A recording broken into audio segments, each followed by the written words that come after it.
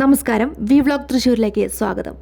മുല്ലപ്പെരിയാറിനു ശേഷം സുർക്കിയിൽ നിർമ്മിച്ച രാജ്യത്തെ രണ്ടാമത്തെ ഡാമാണ് കർണാടകയിലെ തുംഗഭദ്ര ഡാം. രാജ്യത്തെ ഏറ്റവും വലിയ അണക്കെട്ടുകളിലൊന്നായ തുംഗഭദ്രയുടെ ഗേറ്റ് തകർന്നത് മേഖലയിൽ ആശങ്ക സൃഷ്ടിച്ചിരിക്കുകയാണ്. ഏകദേശം 35,000 ക്യൂസെക്സ് വെള്ളം തുറന്നുവിട്ട സാഹചര്യത്തിൽ കർണാടകയിലെ പല ഭാഗങ്ങളിലും പ്രളയ മുന്നറിയിപ്പ് നൽകിയിട്ടുണ്ട്. അണക്കെട്ടിൻ്റെ ചരിത്രത്തിൽ 70 വർഷത്തിനിടയിൽ ഇതാദ്യമായാണ് ഇത്തരമൊരു സംഭവം ഉണ്ടാകുന്നത്. 1,00,000 ക്യൂസെക്സ് വെള്ളമാണ് ഞായറാഴ്ച രാവിലെയോടെ അണക്കെട്ടിൽ നിന്ന് പുറത്തേക്കൊഴുകിയത്. കേരള തമിഴ്നാട് അതിർത്തിയിലെ മുല്ലപ്പെരിയാർ കഴിഞ്ഞാൽ സുർക്കി മിശ്രിതം കൊണ്ട് നിർമ്മിച്ച രാജ്യത്തെ രണ്ടാമത്തെ വലിയ അണക്കെട്ട് കൂടിയാണിത്. ചെളിയും ചുണ്ണാമ്പുകല്ലും ശർക്കരയും കരിമ്പിൻ നീരും മുട്ടവെള്ളയും മറ്റും ചേർത്ത് തയ്യാറാക്കുന്ന മിശ്രിതമാണ് സുർക്കി. കരിങ്കലിൽ ഇത് ചേർത്ത് കെട്ടിയുണ്ടാക്കുന്നതാണ് അടിത്തറ. അടിത്തറയിൽ നിന്ന് 162 അടി ഉയരത്തിലാണ് അണക്കെട്ട്. ഏകദേശം 8,000 അടിയാണ് അണക്കെട്ടിൻ്റെ നീളം. സുർക്കി ഉപയോഗിക്കുന്നത് ചെലവ് കുറവാണെങ്കിലും ഉറപ്പ് കൂടുതലാണ്. അതേസമയം 2016 മഹാരാഷ്ട്രയിൽ മഹാഡിൽ സുർക്കി മിശ്രിതം കൊണ്ട് നിർമ്മിച്ച പാലം ഒലിച്ചുപോയിരുന്നു. 88 വർഷം പഴക്കമുള്ള പാലമായിരുന്നു അന്ന് അപകടത്തിലായത്.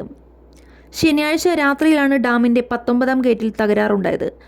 റിസർവോറിയിൽ നിന്ന് ഏകദേശം 60,000 ദശലക്ഷം ഘന അടിയിൽ വെള്ളം തുറന്നുവിട്ട ശേഷം മാത്രമാണ് 19ാം ഗേറ്റിന് സംഭവിച്ച കേടുപാടുകൾ പരിഹരിക്കാൻ കഴിയൂ.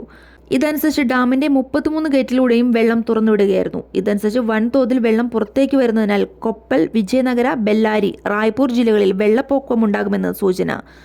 ഇതോടനുബന്ധിച്ച് സർക്കാർ പ്രളയ മുന്നറിയിപ്പ് നൽകിയിട്ടുണ്ട്.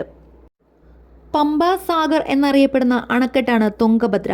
കർണാടക, ആന്ധ്ര, തെലങ്കാന എന്നിവിടങ്ങളിൽ നിന്ന് കർഷകർ ആശ്രയിക്കുന്ന ഡാം നിർമ്മിച്ചത് 1949-ലാണ്. പഴയ ഹൈദരാബാദ് രാജ്യവും മദ്രാസ് പ്രസിഡൻസിയും ചേർന്നാണ് നിർമ്മാണം ആരംഭിച്ചത്. 1950-ൽ ഇന്ത്യ റിപ്പബ്ലിക് ആയതിനു പിന്നാലെ ഇത് മൈസൂരിൻ്റെയും ഹൈദരാബാദിൻ്റെയും സർക്കാരുകളുടെ സംയുക്ത പദ്ധതിയായി. 1953-ൽ നിർമ്മാണം പൂർത്തിയായി. ഹൈദരാബാദിലെ വൈപ്പ കൃഷ്ണമൂർത്തിയും പള്ളിമല്ലി പയ്യപ്പയും മദ്രാസിയിലെ തിരുമല അയ്യങ്കാറുമായിരുന്നു അണക്കെട്ടിൻ്റെ മുഖ്യ ശില്പികൾ. തെലങ്കാനയിലെ മഹബൂബ് നഗറിലെ വെങ്കട് റെഡ്ഡി മുല്ലമല്ലയുമായിരുന്നു അണക്കെട്ടിൻ്റെ മുഖ്യ കരാറുകാർ.